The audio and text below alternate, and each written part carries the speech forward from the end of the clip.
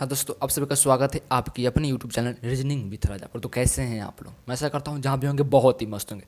चलिए आज आप सबके लिए पुनः से एक नई वीडियो लेकर के आ गया हूँ और आज इस वीडियो में हम लोग बात करेंगे क्लास 10th के हिंदी ऑब्जेक्टिव प्रश्न के बारे में।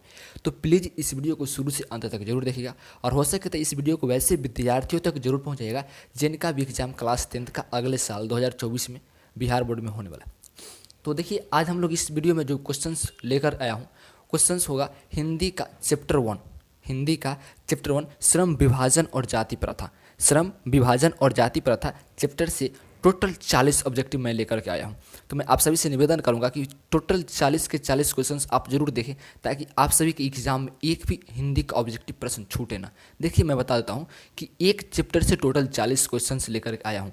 मैं चाहता हूँ कि आपका एक भी ऑब्जेक्टिव एग्ज़ाम में उस समय ना छूटे, क्योंकि आपका एक भी एग्ज़ाम में ऑब्जेक्टिव छूटा या गलत हो जाएगा तो आपको नंबर बहुत ही कम आ सकती है। अगर आपको 80 से 85 या 95 नंबर लाना है तो आपको कम से कम 50 नंबर जो ऑब्जेक्टिव होता है उसमें 50 में 50 लिखना जरूर पड़ेगा। तो उसके लिए आपको क्या करना पड़ेगा कि बहुत ही डीपली और बहुत ही अच्छे तरह से ऑब्जेक्टिव्स आपको ध्यान में रखना पड़ेगा। तो उसके लिए मैं आप सभी को लोग आज चैप्टर 1 से टोटल 40 ऑब्जेक्टिव लेकर आया हूँ, वो आपके लिए बहुत ही मज़ेदार होने वाला है। तो अंत तक बने रहिएगा। चलिए हम लोग क्वेश्चंस की ओर बढ़ते हैं। उससे पहले एक और बात मैं आपसे निवेदन करूंगा कि अगर चैनल पे नहीं है तो चैनल को सब्सक्राइब कर लीजिए और बेल आइकन को भी ऑल कर लीजिए ताकि जब भी मैं इस तरह की वीडियो बनाऊँ तो आपको सबसे पहले नोटिफिकेशन मिले। चलिए क्वेश्चंस की ओर बढ़ते हैं। देखिए आज का पहला क्वेश्चन आपको जो कि स्क्रीन पर नजर आ रही होगा कि श्रम विभाजन और जाति प्रथा की, ये क्वेश्चन नहीं सर, जो टॉपिक जो मैं ले आया हूँ जो कि आज रहेगा श्रम विभाजन और जाति प्रथा। इनके लेखक आप लोग जानते होंगे डॉक्टर भीमराव अम्बेडकर ही होते हैं। तो उन्हीं से रिलेटेड आज का पहला क्वेश्चन है कि डॉक्टर भीमराव अम्बेडकर का जन्म कब हुआ था। बहुत ही अच्छा क्वेश्चन है आप सभी के एग्जाम की दृष्टि से और बहुत ही महत्वपूर्ण होता है एक एग्जाम की दृष्टि से भी कि डॉक्टर भीमराव अम्बेडकर का जन्म कब हुआ। देखिए आप लोग जानते ही होंगे क्योंकि डॉक्टर भीमराव अम्बेडकर के बारे में हम लोग शुरू से ही पढ़ते आ रहे हैं। इनका जन्म हुआ था 14 अप्रैल 1891 में। Option number D is the right answer. 14 April 1891 is the right answer. हम लोग नेक्स्ट क्वेश्चन की ओर बढ़ते जो कि हम लोगों के लिए अब आ रहा है क्वेश्चन नंबर 2। देखिए क्वेश्चन नंबर 2 क्या बोल रहा है हम लोगों के लिए कि श्रम विभाजन और जाति प्रथा के लेखक कौन है। देखिए आपको पता ही होगा कि श्रम विभाजन और जाति प्रथा के लेखक कौन है। देखिए इसका आंसर होगा option number A, doctor Bhimrao Ambedkar is the right answer.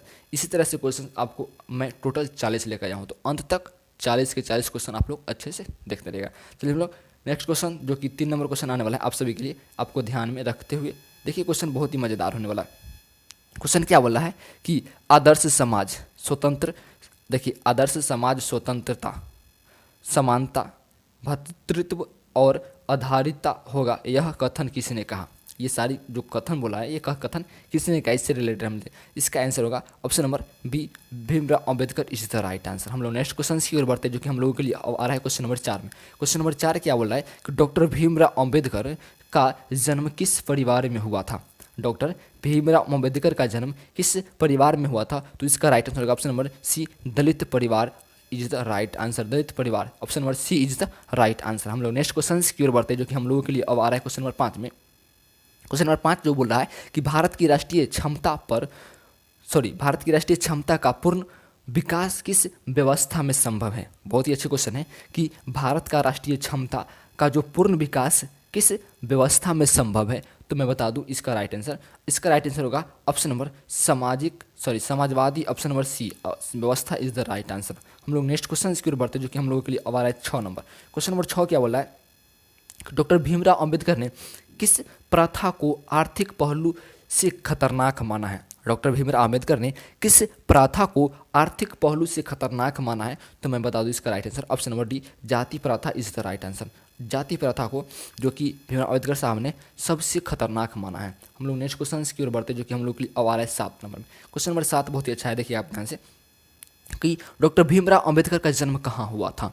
Doctor Bhimrao Ambedkar का जन्म कहाँ हुआ था, तो मैं बता दूं इनका जन्म हुआ था Mhow, Madhya Pradesh. Option number A is the right answer. Mhow, Madhya Pradesh is the right answer. हम लोग नेक्स्ट क्वेश्चन की ओर बढ़ते जो कि हम लोगों के लिए अब आ रहा है 8 नंबर में। क्वेश्चन नंबर 8 क्या बोला है कि भारत में बेरोजगारी का मुख्य कारण है।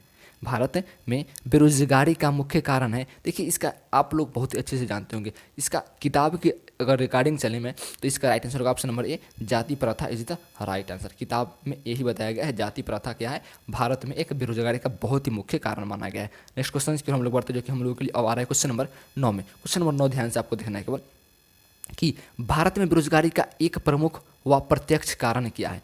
वही क्वेश्चन आ गया कि भारत में बेरोजगारी का एक प्रमुख व प्रत्यक्ष कारण क्या है, तो मैं बता दूं वही ऑप्शन नंबर सी, जाति प्रथा is the right answer. Next question की हम लोग बढ़ते हैं, जो कि हम लोगों के लिए आ रहा है 10 नंबर। क्वेश्चन नंबर 10 क्या बोला है, आपको ध्यान से देखना है कि आधुनिक सभ्यता समाज, आधुनिक सभ्य समाज श्रम विभाजन को आवश्यक क्यों मानता है। आधुनिक सभ्य समाज श्रम विभाजन को आवश्यक क्यों मानता है, तो मैं बता दूं इसका राइट आंसर ऑप्शन नंबर ए, कार्य कुशलता के लिए। ऑप्शन नंबर ए, कार्य कुशलता is the right answer. Next question की हम पढ़ते हैं, जो कि हम लोग के लिए अब आ रहा है क्वेश्चन नंबर 11 में। क्वेश्चन नंबर 11 क्या बोला है कि जाति प्रथा श्रम विभाजन के साथ साथ किसका रूप लिए हुए हैं। जाति प्रथा श्रम विभाजन के साथ साथ किसका रूप लिए हुए हैं, तो मैं बता दूं इसका right answer option number C, श्रमिक विभाजन is the right answer. Option number C is the right answer. Next question की ओर बढ़ते हैं, कि हम लोगों के लिए अब आ रहा है क्वेश्चन नंबर 12। क्वेश्चन नंबर 12 बोल रहा है कि श्रम विभाजन और जाति प्रथा पाठ बाबा साहेब के किस भाषण का संपादित अंश है। देखिए श्रम विभाजन जाति प्रथा का जो पाठ है किताब हिंदी में, यह किसी भाषण से संपादित किया, मतलब किसी भाषण से लिया गया है, तो वह किस भाषण से लिया गया है, हमसे ये क्वेश्चन पूछा जा रहा है। तो मैं बता दूं इसका राइट आंसर, देखिए एक इसका ऑप्शन नंबर सी होगा, annihilation of cards. Option number C is the right answer. हम लोग नेक्स्ट क्वेश्चन की ओर बढ़ते, जो कि हम लोगों के लिए अब आ रहा है क्वेश्चन नंबर 13। क्वेश्चन नंबर 13 क्या बोला है कि श्रम विभाजन और जाति प्रथा के लेखक कौन। देखिए वही क्वेश्चन बार बार यही इसलिए बार बार आ रहा है कि आपको याद हो जाए, और आपको जैसे ही याद रहेगा बहुत ही मजा आएगा। आपको 50 में 50 जैसी ऑब्जेक्टिव आ गया ना, मैं चैलेंज करता हूँ कि आपको 90 नंबर से कम नहीं हो सकता है हिंदी में, क्योंकि आपको ऑब्जेक्टिव में ही नंबर कट सकता है हिंदी में, सब्जेक्टिव में तो कटने का नाम ही नहीं ले सकता है। तो इसी में बात कहता हूँ कि सभी से निवेदन करूंगा कि अंत तक जरूर बने रहिएगा, और इस वीडियो को जरूर शेयर कीजिए अपने दोस्तों के पास। देखिए श्रम विभाजन और जाति प्रथा के लेखक कौन है, तो मैं बता दूं इसका right answer option number B, Bhimrao Ambedkar is the right answer. हम लोग नेक्स्ट क्वेश्चन की ओर बढ़ते हैं, जो कि हम लोगों के लिए अब आ रहा है क्वेश्चन नंबर 14 में। क्वेश्चन नंबर 14 क्या बोला है कि मुख्य नायक क्या बोला है कि मुख्य नायक क्या है, मुख्य नायक क्या है, तो मैं बता दूं इसका right answer option number C, पत्रिका इज द राइट आंसर। हम लोग नेक्स्ट क्वेश्चन की ओर बढ़ते हैं, जो कि हम लोगों के लिए अब आ रहा है 15 नंबर में। क्वेश्चन नंबर 15 क्या बोला है कि जाति प्रथा किस प्रकार का श्रम विभाजन है। जाति प्रथा किस प्रकार का श्रम विभाजन है, हमसे ये क्वेश्चन पूछा जा रहा है। देखिए ये क्वेश्चन आप लोगों को बहुत ही अच्छे से याद रखना महा जरूरी है। तो मैं बता दूं इसका राइट आंसर अस्वाभाविक, option number A is the right answer. हम लोग नेक्स्ट क्वेश्चन की ओर बढ़ते हैं, जो कि हम लोगों के लिए अब आ रहा है क्वेश्चन नंबर 16 में। क्वेश्चन नंबर 16 बहुत अच्छा से ध्यान से आपको देखना है कि भारतीय संविधान के निर्माता के रूप में हम किन्हें जानते हैं।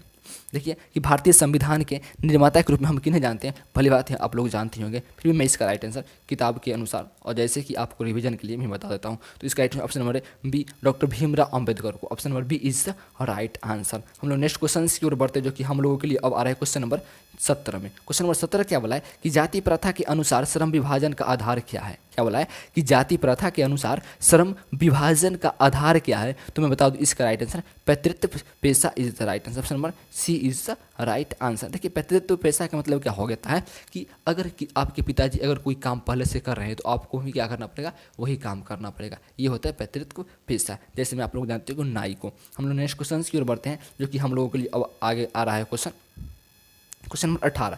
क्वेश्चन नंबर 18 बहुत ही अच्छा क्वेश्चन आपको ध्यान दे रहा होगा। देखिए आप ध्यान से कि डॉक्टर भीमराव अंबेडकर के माता का क्या नाम था। उनके डॉक्टर भीमराव अंबेडकर जी की माता का नाम हमसे पूछा जा रहा है, तो मैं बता दूं इसका राइट आंसर जो कि ऑप्शन नंबर डी होगा, Bhima by. Option number D is the right answer. हम लोग नेक्स्ट क्वेश्चन की ओर बढ़ते हैं, जो कि हम लोगों के लिए अब आ रहा है क्वेश्चन नंबर 19 में। क्वेश्चन नंबर 19 क्या बोला है कि श्रम विभाजन और जाति प्रथा शीर्षक किनके द्वारा हिंदी में रूपांतरित किया गया है। श्रम विभाजन और जाति प्रथा किनके द्वारा हिंदी में रूपांतरित किया गया है, तो मैं बता दूं इसका राइट आंसर जो कि आपको अच्छे से पता ही होगा कि Lalai Singh Yadav. Option number C, Lalai Singh Yadav is the right answer. Next question की हम लोग बढ़ते हैं, जो कि हम लोगों के लिए अब आ रहा है क्वेश्चन नंबर 20 में। क्वेश्चन नंबर 20 क्या बोला है कि आधुनिक मनु कहा गया है। क्या बोला है कि आधुनिक मनु किसे कहा गया है, आपको इसका राइट आंसर पता ही होगा कि option number D, Bhimrao Ambedkar is the right answer. Next question से हम बढ़ते हैं, जो कि हम लोगों के लिए अब आ रहा है 21 नंबर में।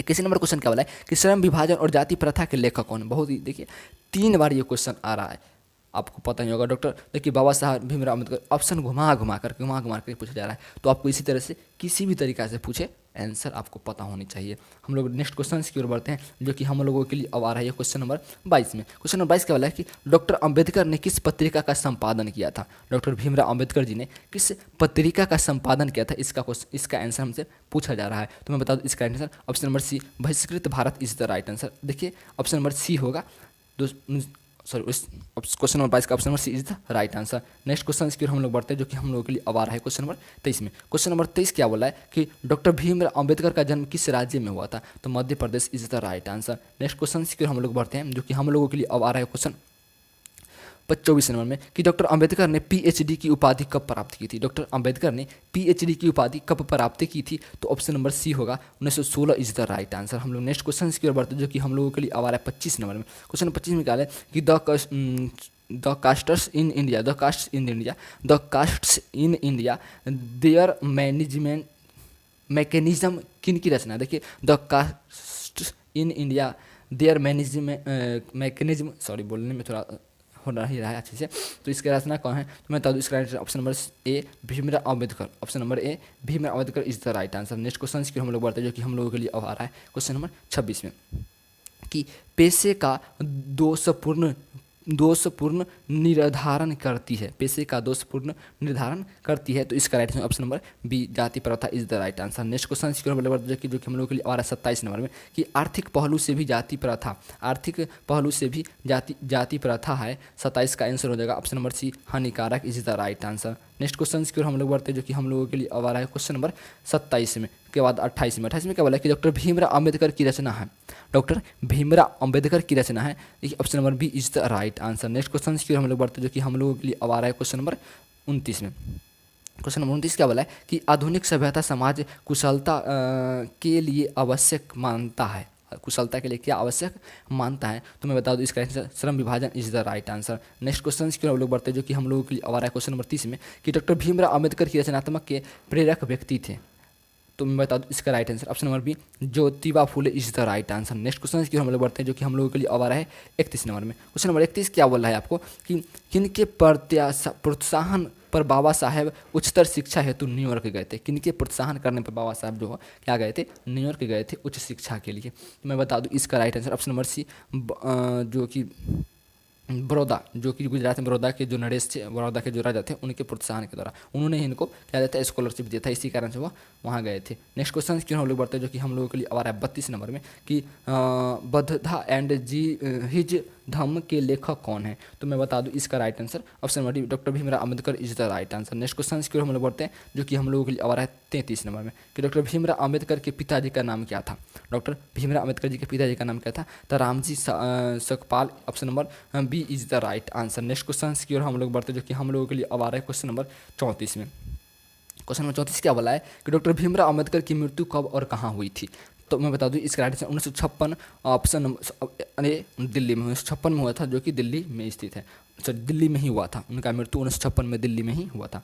चलते हैं नेक्स्ट क्वेश्चन की नंबर बढ़ते हैं, जो कि हम लोगों के लिए आ रहा है क्वेश्चन नंबर 35 में कि जातिवाद के पोषक द्वार श्रम विभाजन किसका दूसरा रूप माना जाता है, तो मैं बता दूं इसका ऑप्शन नंबर बी जाति प्रथा इज द राइट आंसर। हम लोग चलते हैं नेक्स्ट क्वेश्चन की ओर बढ़ते हैं, जो कि हम लोगों के लिए आ रहा है 36 नंबर में। 36 नंबर क्वेश्चन बोला है कि डॉक्टर भीमराव अम्बेडकर वाइडम हिंदी के कितने खंडों में प्रकाशित हो चुकी है, कितने खंडों में प्रकाशित हो चुकी है, तो ऑप्शन नंबर डी होगा 21 खंडों is the right answer. Next question की ओर जो कि हम लोगों के लिए अब आ रहा है क्वेश्चन नंबर 37 में कि लेखक की दृष्टि में विडंबना की बात क्या है। लेखक की दृष्टि में विडंबना की बात क्या है, तो जातिवाद के पोषकों की कमी नहीं। Option number A is the right answer. हम लोग नेक्स्ट क्वेश्चन की ओर बढ़ते जो कि हम लोगों के लिए अब आ रहा है 38 नंबर में। 38 नंबर क्वेश्चन क्या बोल रहा है कि डॉक्टर अम्बेडकर की दृष्टि में भाईचारे का वास्तविक रूप कैसा होता है। डॉक्टर अम्बेडकर की दृष्टि में भाईचारे का जो कि वास्तविक रूप क्या होता है उसके बारे में पूछा जा रहा है, तो मैं बता दूं इसका right answer option number B दूध और पानी के मिश्रण की तरह। Option number B is the right answer. Next question की हम लोग बढ़ते जो कि आज का सेकंड एंड लास्ट क्वेश्चन है कि भारत की जाति प्रथा की विशेषता है। भारत की जाति प्रथा की विशेषता है ऑप्शन नंबर सी, यह श्रमिकों का स्वाभाविक विभाजन करती है। Option number C is the right answer. Next question जो है आज का लास्ट क्वेश्चन होने वाला है 40 नंबर क्वेश्चन। ये क्वेश्चन बोला है कि लेखक की दृष्टि में आदर्श समाज कैसा होना चाहिए। लेखक की दृष्टि में आदर्श समाज कैसा होना चाहिए, ये क्वेश्चन हमसे पूछा जा रहा है। तो मैं बता दूँ इसके लिए है ऑप्शन नंबर ए, जिसमें स्वतंत्रता, समानता और भातृत्व का भाव हो। Option number A is the right answer. तो मैं ऐसा करता हूँ कि आपको इस 40 के 40 क्वेश्चन बहुत ही अच्छे लगे होंगे। देखिए अच्छे की बात क्या हो, क्वेश्चंस आपको समझना पड़ेगा। अच्छे की मतलब क्या हुआ कि आपको ये क्वेश्चन समझ में आ गया होगा अगर आप इसका पूरा किताब का रीडिंग कर चुके होंगे। अगर रीडिंग नहीं कर चुके होंगे फिर भी आपको क्या करना है कि 2 या 3 बार इस वीडियो को जरूर देख लीजिएगा। और मैं वास्तव में कहता हूँ कि सारे क्वेश्चंस आपके एग्जाम की दृष्टि से बहुत ही महत्वपूर्ण होने वाला है। तो ये सारे क्वेश्चंस आप याद कर लें। और इसी तरह से मैं सारे सब्जेक्ट का क्वेश्चन जो अपलोड कर रहा हूँ और कर चुका भी हूँ, जैसे कि हिस्ट्री का, ज्योग्राफी का, सिविक्स का, इकोनॉमिक्स का, फिजिक्स का, बायोलॉजी का, सारे चैप्टर का, फर्स्ट चैप्टर का मैंने ऑब्जेक्टिव अपलोड कर चुका हूँ। तो आप जाकर के मेरे यूट्यूब पर या डिस्क्रिप्शन में जाकर के आपको सारे के सारे लिंक मिल जाएगा। जैसे ही आप रीजनिंग मेथड सर्च कर दें, आप ऑलरेडी है ही चैनल पे, तो क्या करना है कि सारे वीडियो आपको मिल जाएगा। सबका एक जो कि मैंने प्ले लिस्ट बना रखा है, तो आप सब प्ले लिस्ट में जाकर के सारे क्वेश्चंस को आप अच्छे तरह से पढ़ सकते हैं, अच्छे तरह से याद कर सकते हैं। और आपके जीवन में ये सारे क्वेश्चंस बहुत ही महत्वपूर्ण रहेगा, क्योंकि अगले साल जो आपको एग्जाम होने वाला है बहुत ही मज़ेदार होगा। अच्छे नंबर आएंगे, आपको भी बहुत अच्छे लगेंगे। चलिए हम लोग क्वेश्चंस तो आज ख़त्म कर चुके हैं।